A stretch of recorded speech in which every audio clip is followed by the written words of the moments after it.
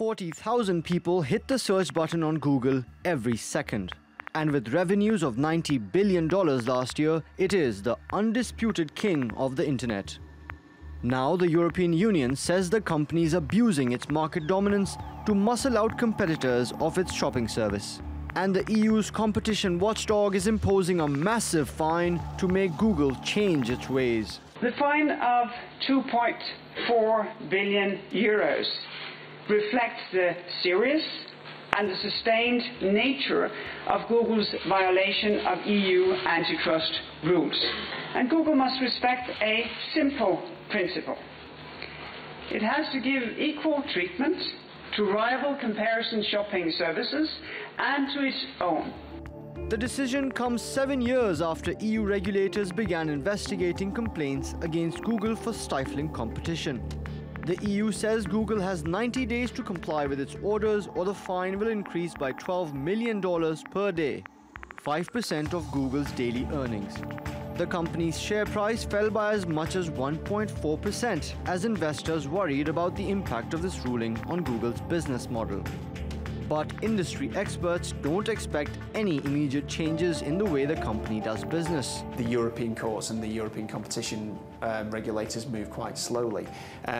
Google have said they're going to appeal, so I would imagine that it's going to be some years before we know how the case will finally end up, and probably even longer before they make any decision as to whether or not this decision forces them to change the way they work, change their business practices.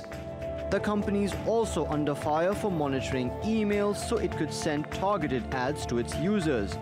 On Friday, Google said it's abandoning that practice. And the EU is hearing cases against its smartphone technology Android, as well as its ad service for monopolistic business practices. While the long, drawn-out legal process could let the internet giant carry on with business as usual, the mounting allegations against it could damage one of the world's most recognized brands. Mobin Nasir, TRT World. Now, in a statement, Google said, showing ads that include pictures, ratings and prices benefits us, our advertisers and most of all, our users. And we show them only when your feedback tells us they are relevant. Thousands of European merchants use these ads to compete with larger companies like Amazon and eBay. So, joining me now from Brussels is Elena Casas, who's been following the Google case closely. Elena, thank you very much for joining us on Money Talks. Elena, tell us a little bit about the background to this case. Why has the EC gone so aggressively against Google? Well, the Commission has gone on the offensive now because this investigation has gone on for 7 years, and so have multiple attempts to try and get Google to reach a settlement to avoid a fine being imposed.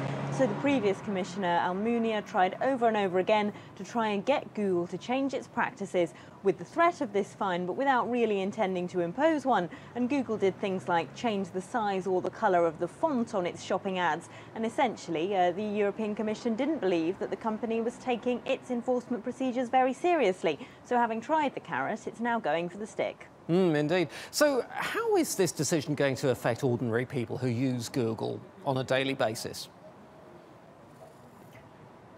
Well, essentially, if you Google a consumer good, something you'd want to buy now, the first thing that you'll see is Google shopping ads. And in order to get to a competitor price comparison website, you need to get on to the 4th or 5th page of your Google results. That's what the European Commission report says. And of course, very few of us ever go there. That's why those rival companies say their traffic dropped by 90% when Google started manipulating search results this way in 2008.